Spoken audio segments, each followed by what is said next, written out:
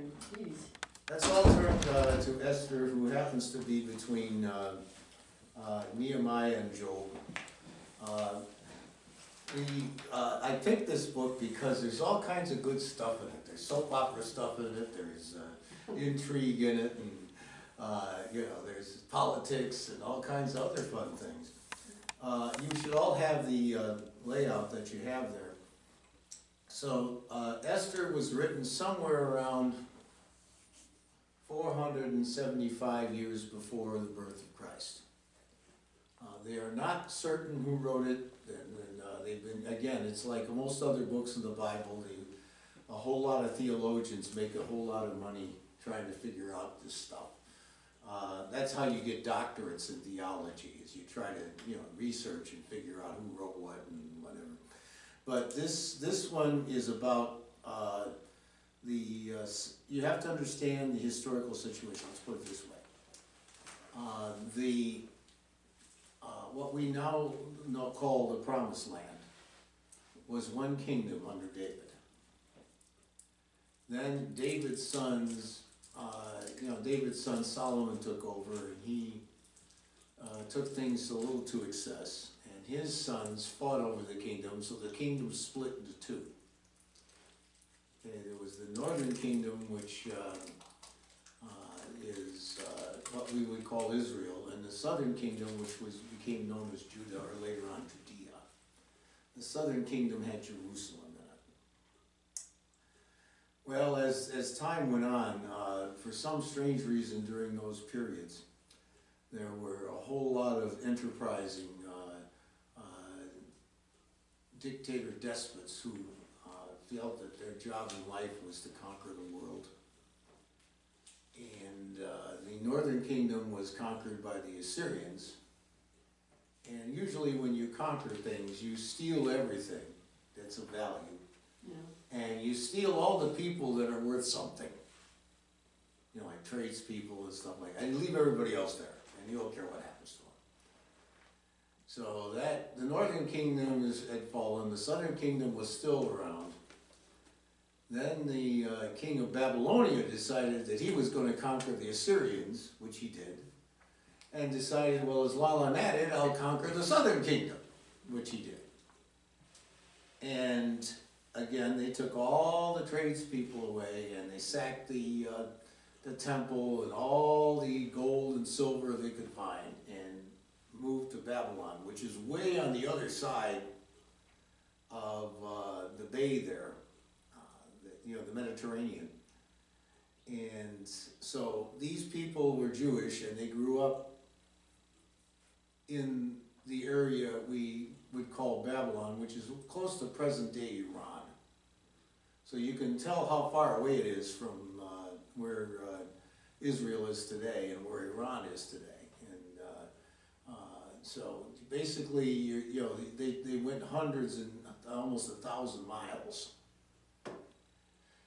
So they grew up in this area. That's where the book of Daniel was written, the book of Ezekiel was written, and so on. And they all wanted to go back.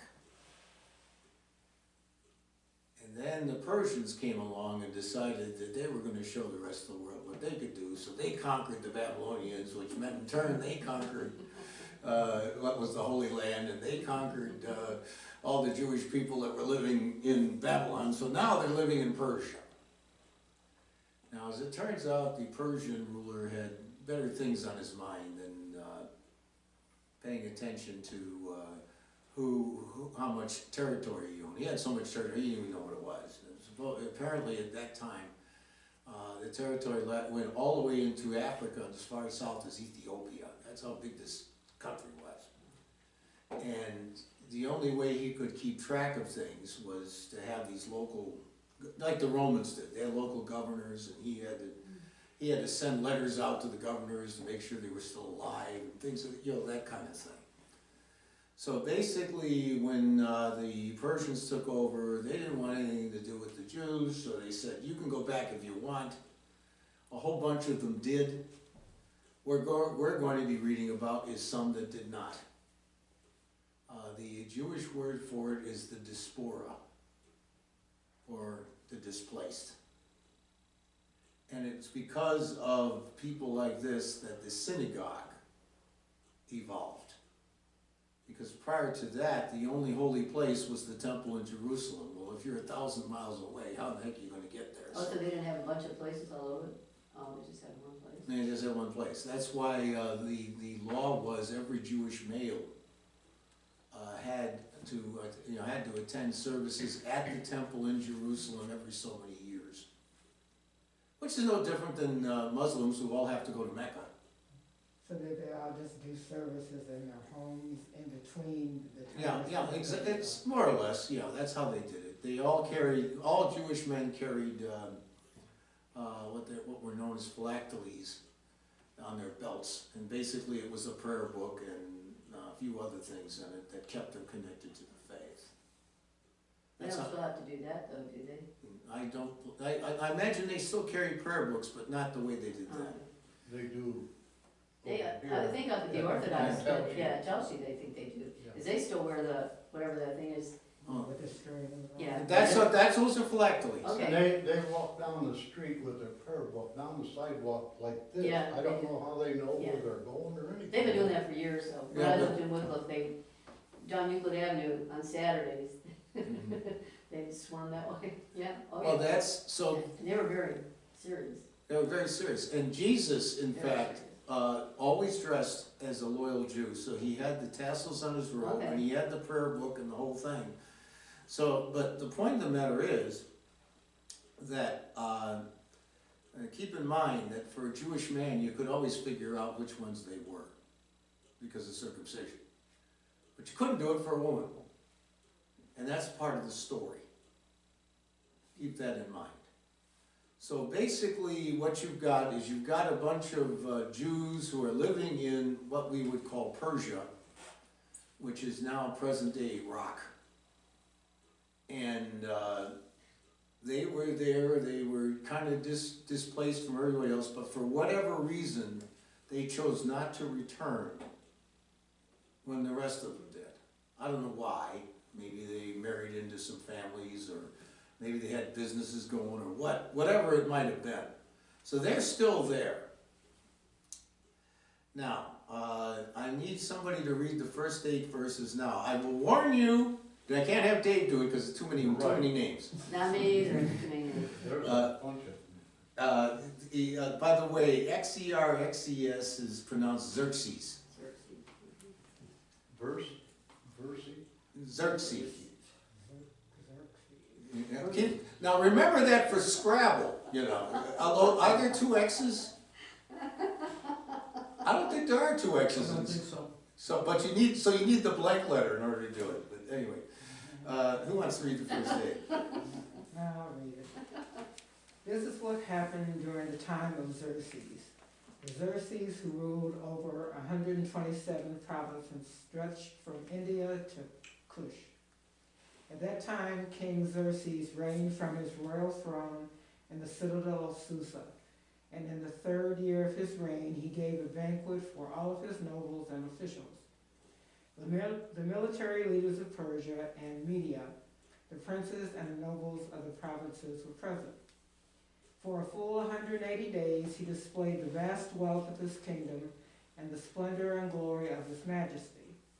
When these days were over, the king gave a banquet lasting 7 days in the enclosed garden of the king's palace for all the people from the least to the greatest, who were in the citadel of Susa. The garden had hangings of white and blue linen, fastened with cords of white linen and purple material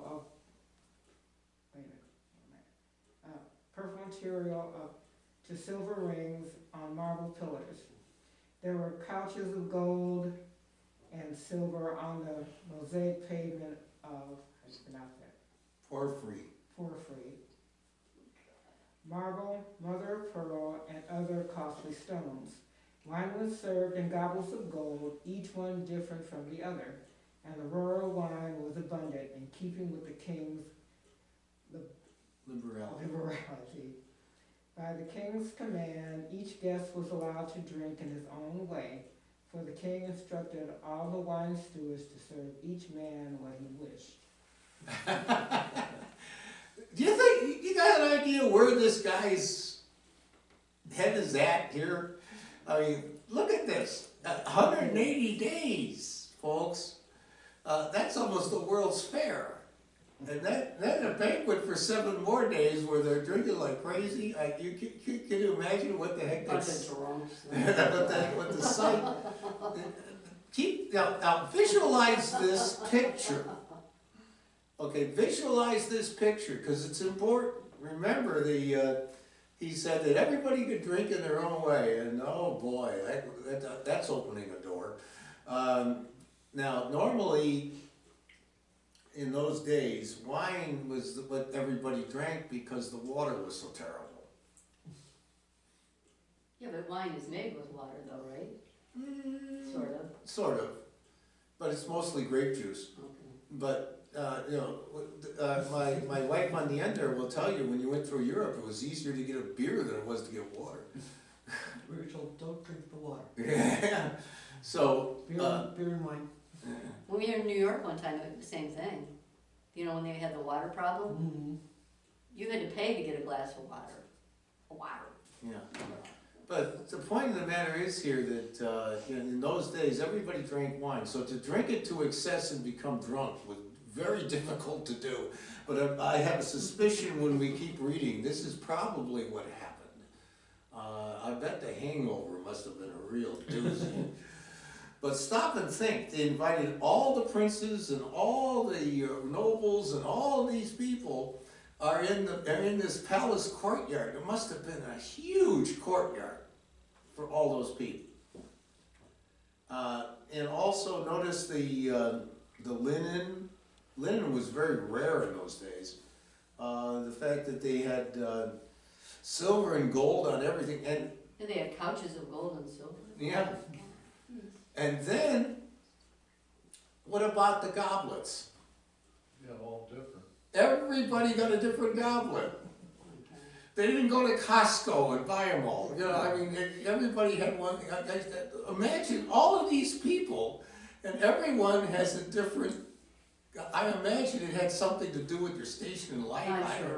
I don't know, but you see, this is the revelry that's going on in this court. You know, there's a whole set of country empire to run, but you know, nobody really cared about that right now. 180 days. The only thing that I know that comes close to it was the story of Calvin Coolidge. What was Calvin Coolidge's nickname? Silent Cal. There were 2 things about him that I remember. Number one, he very rarely spoke, and there was a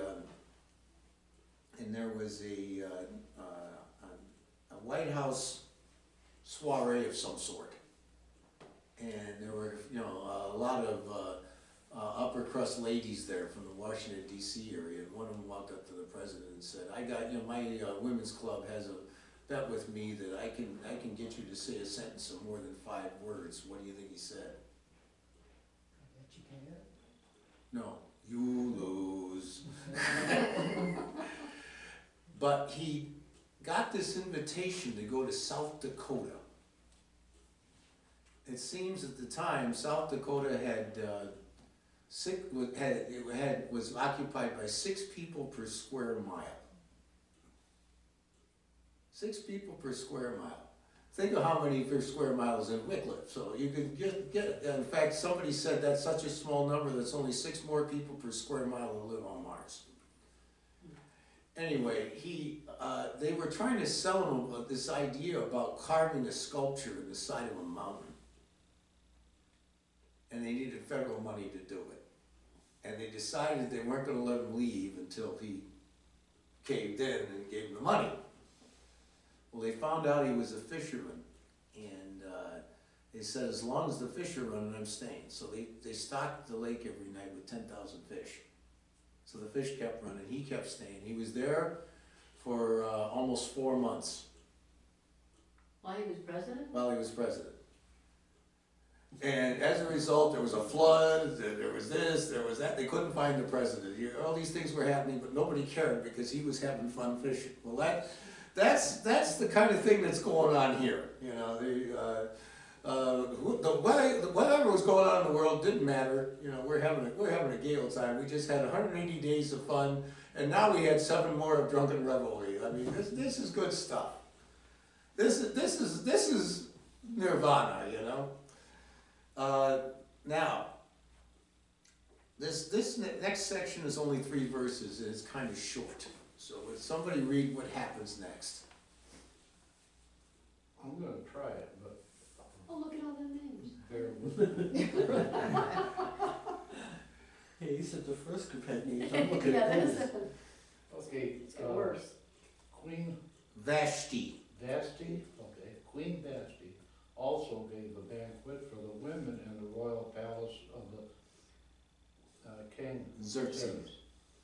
On the 7th day, when the king Xerxes was in high spirits from the wine. Stop there. He was drunk. High spirits, what do you think that means? Okay, well, go ahead. He commanded the 7 eunuchs Eunuchs. who served him, and there's 7 of them. Yeah, okay, that's fine. Very good. And Queen Vashti, wearing her royal crown in order to display her beauty to the people and nobles, she was lovely to look at. But when the attendants delivered the king's command, Queen Vashti refused to come. When the king became furious and burned with anger. God. Okay, ladies. So she's putting on her own party. Yeah, she's putting on her own card. Right. But the command was a royal crown. What else? Don't think too hard. She was supposed to be wearing a crown. That's it. Oh, I see, okay. And after all, it says right here, for she was lovely to look at. This is the Bible? Yeah, you got 7 days worth of drums slaying around, and she's told, guess what you're gonna do? It turns out that didn't sit too well with her. So would somebody like to read verses 13 to 22? There's not many names in there. All right, but I'm not reading those names. Since it was customary for the king to consult experts in matters of law and justice, he spoke with the wise men who understood the times and were closest to the king. You see all those names there? The 7 nobles of Persia and Media, who had special access to the king and were highest in the kingdom. According to law, what must be done to Queen Vashti? He asked. She has not obeyed the command of King Xerxes that the eunuchs are people. Never mind. The eunuchs have taken to her. Stop. What is a eunuch? They're not man or Isn't he get castrated? Yeah, Yeah. they're castrated men. Yeah. See as my father would call them, they're safe dates. So they were the ones responsible for the harems and all of that kind of good fun stuff. So there was that going on. Okay, continue. Then Memucan replied in the presence of the king and the nobles, Queen Vashti has done wrong, not only against the king, but also against all the nobles and the peoples of all the provinces of King Xerxes, just because she didn't want to go naked. Yeah. For the queen's conduct, we will become known to all the women, and so they will despise their husbands and say, King Xerxes commanded Queen Vashti to be brought before him, but she would not come. This very day, the Persian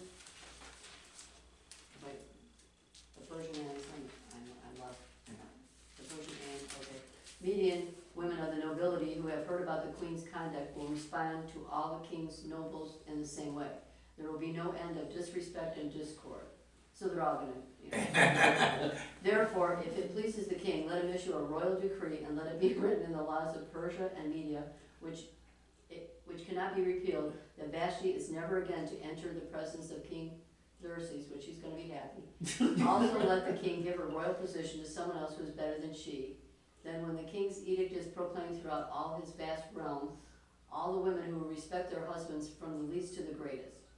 The king and his nobles were pleased with this advice, so the king did as Memucan proposed. He sent dispatches to all parts of the kingdom, to each province in its own script, and to each people in its own language, proclaiming in each people's tongue that every man should be ruler over his own household. This is where this stuff started. That's where I knew there was a reason for all that. That's the way it should be. You're outnumbered here, you better be careful. No, I mean, you just made a valid point. You wonder where all This this is how it stuff, started. this is how this stuff starts. Feminism. Now, keep in mind, when somebody did that to Henry VIII, he had him beheaded. So can you imagine? So here he asked for something totally outrageous, and it leads to all of this. And then he puts a proclamation to everybody. Yeah. So now you get the idea of what kind of a guy we're dealing with here. A nut. Well, let's call him a fun-loving playboy. Mm-hmm. That's what he is. And so, you notice he goes to the nobles to do this. He doesn't make the decision himself. He finds somebody else to come up with the idea. So that way, if it doesn't work out, he says, well, it was his idea, not mine. But think about the time that this was considered perfectly okay. And this was considered the way the world works. I mean, where do you think a man's home is his castle comes from? Well, I bet this had a lot to do with it. And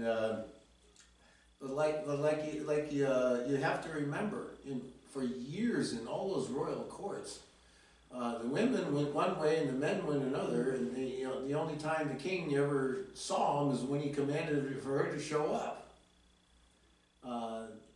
That was even true in the monarchies of England. The queen was attended by the women, and when the king wanted her, he, show up now, or else, and that's the way it worked.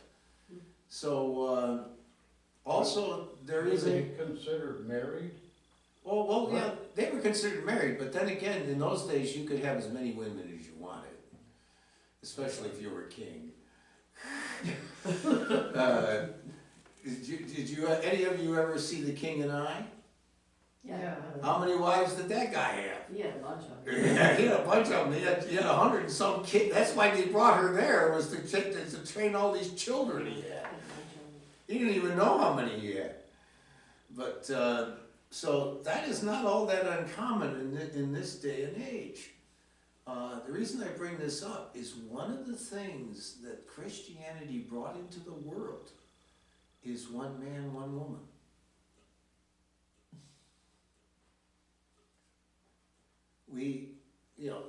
Total fidelity. That was our idea. Prior to that, you didn't have that. Yeah, but you don't have that now either. Yeah, but it's a whole lot better than it was then. You could just easily tell. So now you have an opening.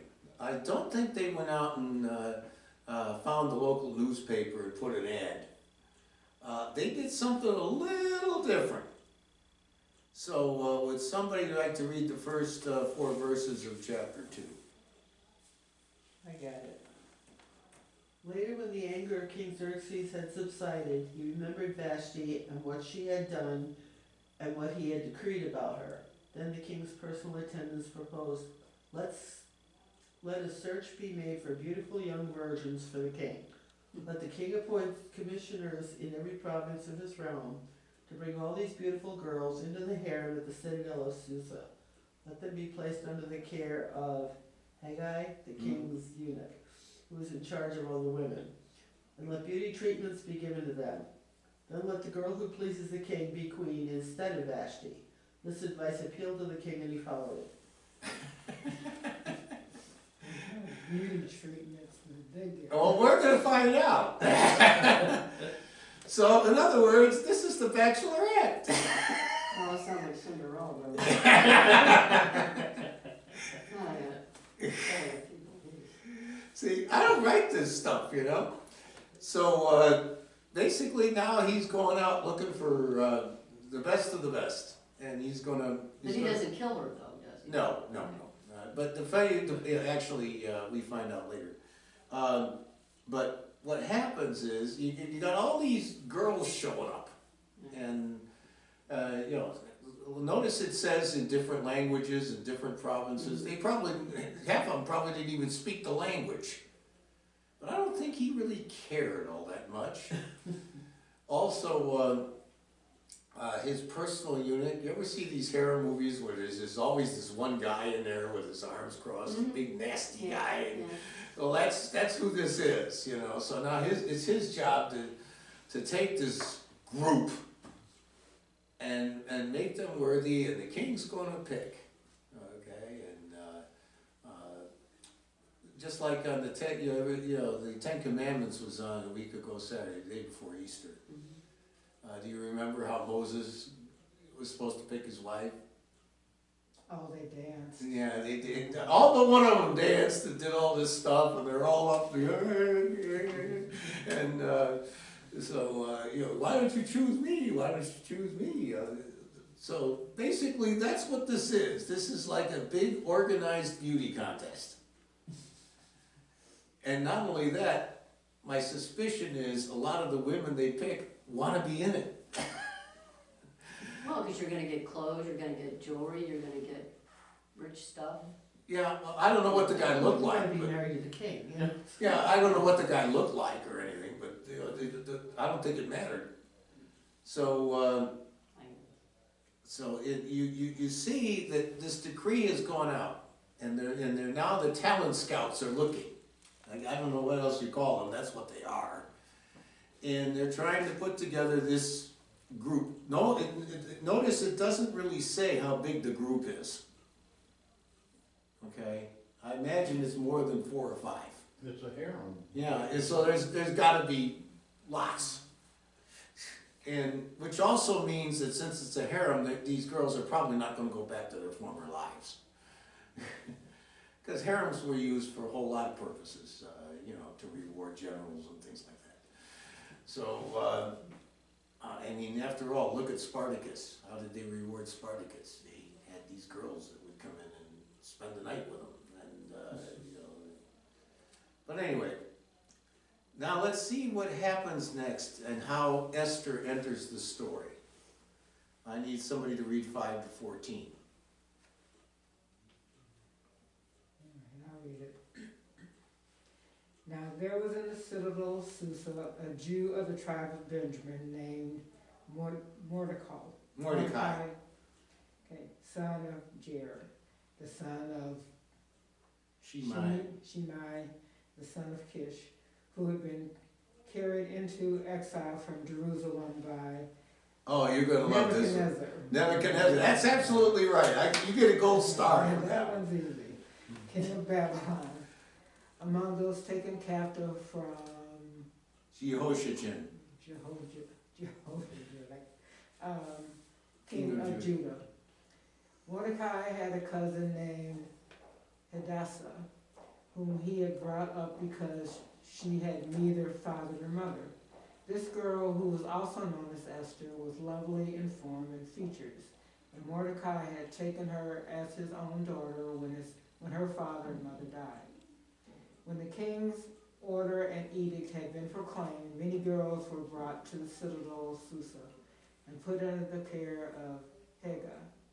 Esther also was taken to the king's palace and entrusted to Hega, who had charge of the harem. The girl pleased him and won his favor. Immediately he provided her with her beauty treatments and special food. He assigned to her 7 maids selected from the king's palace and moved her and her maids into the best place in the harem. Esther had not revealed her nationality and family background because Mordecai had forbidden her to do so. Every day he walked back and forth near the courtyard of the harem to find out how Esther was and what was happening to her. Before a girl's turn came to go into King Xerxes, She had to complete 12 months of beauty treatments prescribed by the woman, 6 months of oil of myrrh, and 6 with perfumes and cosmetics. And this is how she would go to the king. Anything she wanted was given her to take with her from the harem to the king's palace. In the evening she would go there, and in the morning return to another part of the harem to the care of Shazgaz. I love that one. Shazgaz, the king's eunuch who was in charge of the concubines. She would not return to the king unless he was pleased with her and summoned her to him. So it's like either way. Told you, you ain't going back home. You got a job now. Look at what it said. 12 months we're talking about here. 12 months of all of this special, I don't know what special food means, but the cosmetics and the perfumes and everything. And I guess the word pampering must come to mind somewhere along the line.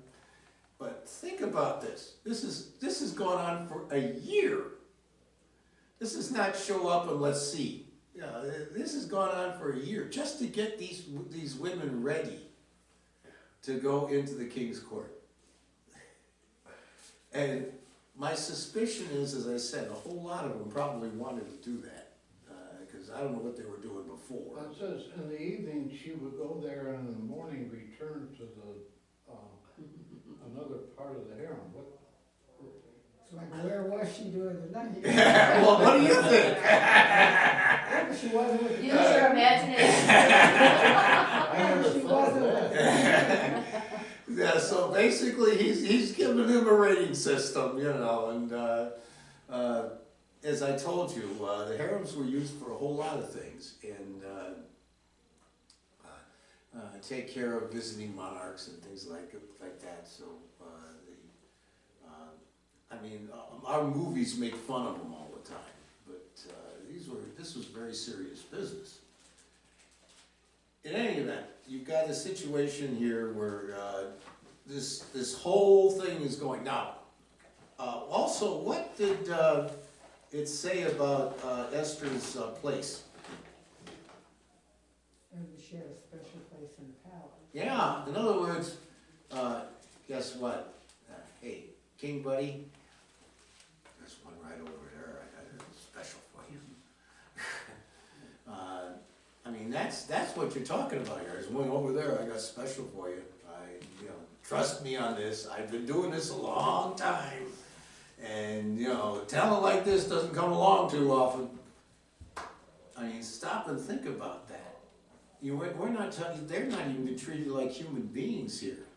This is kind of like going to the county fair with your prized cow or something. You clean it, and you brush it, and you do all the things you have to do, and then they parade them in front of a judge, and they decide. Well, that's basically what you got here. And so, all of this is going on. Esther somehow impresses this eunuch. Remember, a eunuch is castrated, so basically all he's got is his eyes to determine. I have a question. Okay, they were supposed to be virgins when they got there. Right. And Esther is Jewish, so it would be against her faith to sleep with someone beforehand. Mm-hmm. So if they're going in and out, then she must not have done anything. Well, I don't know that. See, here's the thing. Remember, Mordecai said, hey, if you tell her who you are, you're in big trouble. So she keeps it a secret. And in order to keep a secret, sometimes you got to do things you don't want to do. It's like being a spy.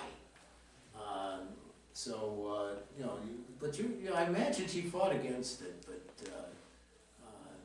there was a spoof movie. Anybody ever see John Goldfarb, Please Come Home? Richard Crenna plays a jet pilot who gets lost, and his plane goes down in the middle of this, Middle Eastern fiefdom. Peter Ustinov plays the Sultan. And what happened was he sent his son to the United States to play football for Notre Dame, and he got kicked off the team. So he's all upset and mad. So he's not going to let this pilot go until Notre Dame comes and plays his son's football team. In the meantime, the Shirley MacLaine character enters into it, and she wants to get a story. So she's in the harem, say, taking notes and everything. And next thing you know, to get the jet pilot to become the coach, he's given her, and the reaction is just hilarious. You know, it's like, you know, you don't really expect me to do what he wants me to do you?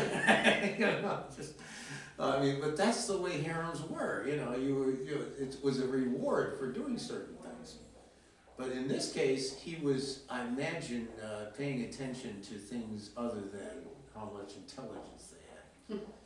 So all of this goes on. Now, I need somebody to read 15 to 20.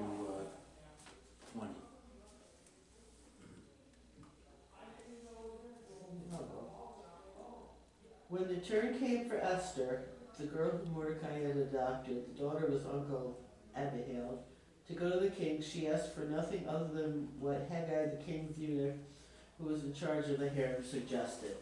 And Esther won the favor of everyone who saw her. She was taken to King Xerxes in the royal residence in the 10th month, the month of Tebeth, in the 7th year of his reign. Now the king was attracted to Esther more than any of the other women, and she won his favor and approval more than any of the other virgins. So he set a royal crown on her head and made her queen instead of Vashti. And the king had a great banquet, Esther's banquet, for all of his nobles and officials. He proclaimed a holiday throughout the provinces and distributed gifts with royal liberality. When the virgins were assembled the second time, Mordecai was sitting at the king's gate, but Esther had kept her secret family background and nationality just as Mordecai had told her to, for she continued to follow Mordecai's instructions, as she had done when he was bringing her up. Okay. So, she's a Jew. Yeah, oh yeah. Oh yeah. And he doesn't know that yet. Yeah, the king doesn't know that. The harem doesn't know that. The only person who knows that is Mordecai. And Mordecai is kind of hanging around. Okay? He's there around the courts every day, and he's, you know, how's things going with Esther? You know, what's going on with Esther? Is Esther okay?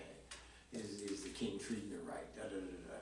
So he's there every day somewhere, okay, and he somehow gets messages to her. What do I do now? Well, here's what you do.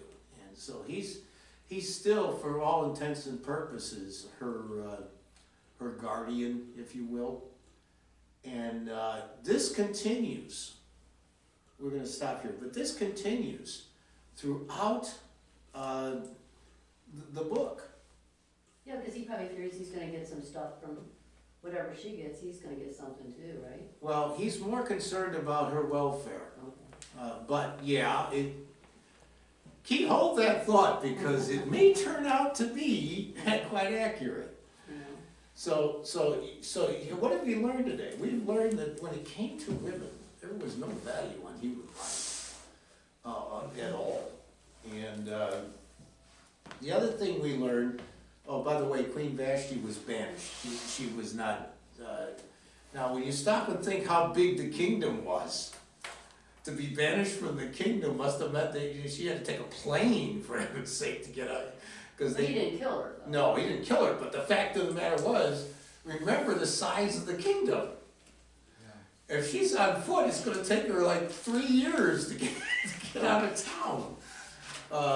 And not only that, if I read this guy right, he's probably got a decree with every single one of his nobles and everything else.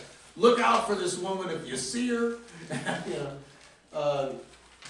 That is supposedly what happened if you watch the movie The Ten Commandments. That's supposedly what happened to Moses.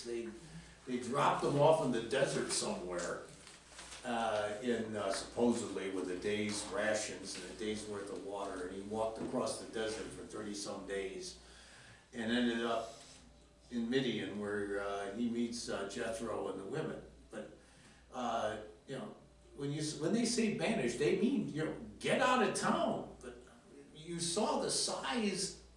I mean, just visualize in your mind, you're going all the way from Israel through Iraq, all the way down to Ethiopia. That's how big the kingdom was. So how did she disappear? You know, and but the only thing that Dave gets out of it is the part about the wives must respect their husband's part. Yeah, I'm sure Tom was going to hear about that too. But no, it's so basically what you've got here is you've got a Jewish woman who, as you said, has beliefs. All right, Mordecai apparently has taught her from the day that her parents died, and she's in an alien situation, and he's still there. Yeah, he's there every day, and has a way. We'll find he has ways of getting information to her, and messages to her, and learns what's going on in her life today. Okay, then you do this or you do that. So the two remain connected throughout this entire time, even though she's in the court of the women and the king is in his own place. And notice, as Dave pointed out, once you went back to the harem, it's like there was like an invisible wall there. The reality of it was that the women were, to be seen and not heard only when you need them. Any of you watched the original version of the Avengers with Emma Peel? Yeah. Yeah. She got stuck in a harem one time, and he had it dressed up in a harem costume, and then on the wall it had the word duty roster, and by day it was a woman's name, and she was Thursday. What is this?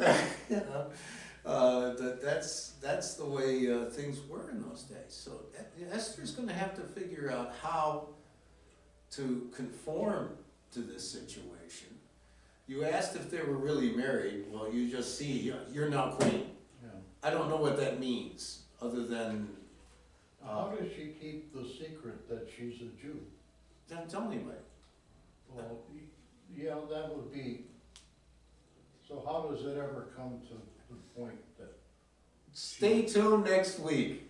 Okay. Because that's, one of the questions you asked was, why are the Jews so hated?